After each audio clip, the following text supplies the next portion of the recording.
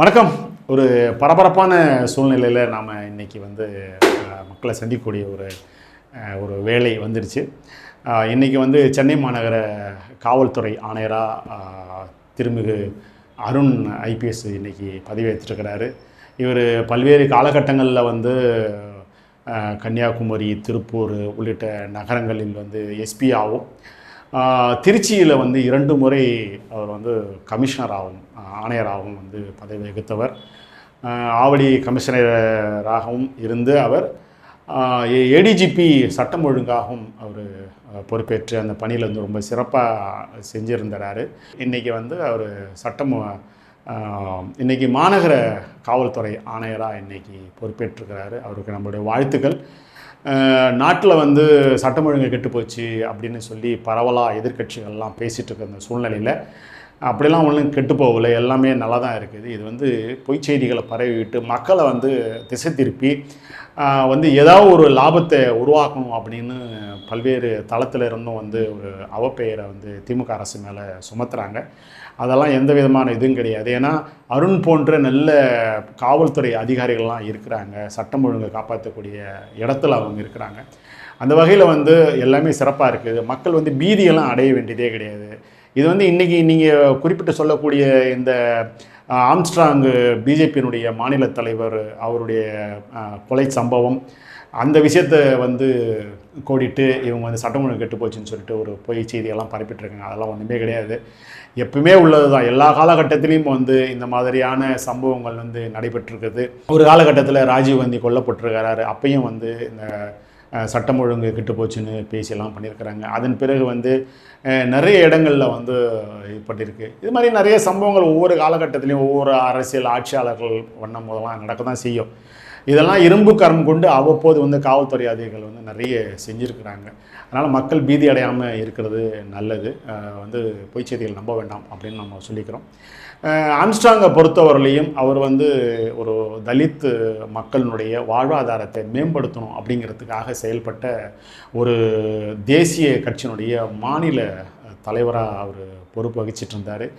அவர் நிறைய கல்வி சேவையெல்லாம் நிறைய பேர் செஞ்சுருக்கிறாங்க. இன்றைக்கு நிறைய பேர் கிட்டத்தட்ட ஒரு 100 பேர் வழக்கறிஞர்களாக இன்றைக்கி படிக்கிறாங்க, இன்றைக்கி பயிற்சி செஞ்சிட்ருக்குறாங்க. அந்த வகையில் இது என்ன நோக்கத்துக்காக செய்யப்பட்ட கொலை அப்படிங்கிறது காவல்துறையினுடைய விசாரணையில் நடைபெற்று கொண்டிருக்கிறது. இது தேவையில்லாமல் அவன் பண்ணிட்டான் இவன் பண்ணிட்டான் அப்படிங்கிறதெல்லாம் இப்போ ஒரு எந்த விஷயமே தெரியாத பட்சத்தில் பேசுகிறதுங்கிறது நியாயமாக இருக்காது. பல்வேறு அரசியல் தளங்களில் பயணிக்கும் போது பல்வேறு கட்சி தலைவர்களுக்கு பல்வேறு இன்னல்கள் ஏற்படுறதெல்லாம் சகஜமான ஒன்று தான்.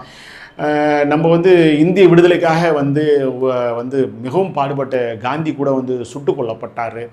அதுக்கு நாம் அதையும் நம்ம பார்த்துருக்குறோம். இந்திரா காந்தி சுட்டு கொல்லப்பட்டார், அதையும் நம்ம பார்த்துருக்கோம். ராஜீவ்காந்தி கொல்லப்பட்டிருக்கிறாரு, அதையும் பார்த்துருக்குறோம். இந்த மாதிரியான பெரிய தேசிய தலைவர்கள்லாம் கொல்லப்பட்ட சம்பவங்கள்லாம் நாம் பார்த்துருக்கோம், இந்தியாவும் சந்திச்சிருக்குது. அதனால் ஒரு காலகட்டத்தில் சில காழ்ப்புல நடைபெறக்கூடிய இதுதான். நம்ம உலக அளவில் பார்த்தோம்னு சொன்னால் பெனாசிர் பூட்டோ கூட சுட்டு கொல்லப்பட்டிருக்கிறாங்க, பூட்டோ கூட சுட்டு கொல்லப்பட்டிருக்காங்க. இந்த மாதிரியான விஷயங்கள்லாம் தலைவர்களுக்கு நடைபெறுறது இருக்குது. அதுக்கு பாதுகாப்பு அரணாக நிறைய விஷயங்கள் இருக்குது. எதிர்பாராத விதமாக திட்டமிட்டு செய்யக்கூடிய விஷயமா அல்லது இது எதிர்பாராத விஷயமா அப்படிங்கிறது பார்த்தோம்னா எல்லாமே எதிர்கொள்ள வேண்டிய ஒரு சூழலில் தான் அரசியலில் பயணிக்கிறாங்க தலைவர்கள். அந்த வகையில் ஆம்ஸ்ட்ராங் இன்றைக்கி கொல்லப்பட்டுட்டார். அவருடைய மரணம், அவருடைய கொலை, அவருடைய அந்த சம்பவம் ரொம்ப துயரமான சம்பவம் தான். அதனால் நம்ம ஆழ்ந்த இரங்கலையும் அண்ணா டிவி சார்பாக நம்ம தெரிவிச்சுக்கிறோம். அவரை வேறு ஒரு சம்பவத்தை தொடர்படுத்தி அவரை சொல்கிறது அப்படிங்கிறது அது விசாரணையில் இருக்குது. அதை நம்ம விரைவாக நம்ம ஊடகத்தில் பேச முடியாது. இதெல்லாம் நம்ம பொறுத்திருந்து பார்ப்போம். எதிர்காலங்களில் இது மாதிரியான சம்பவங்கள்லாம் நடைபெறாமல் நாம் இருக்கணும் அப்படின்றதையும், பல்வேறு கருத்து வேறுபாடுகள் இருந்தாலும் அது களைவதற்குண்டான வாய்ப்புகள் அதிகமாக இருக்குது. ஒரு பிரச்சனைக்கு தீர்வுங்கிறது மரணம், கொலை அப்படிங்கிறதெல்லாம் தீர்வாகாது.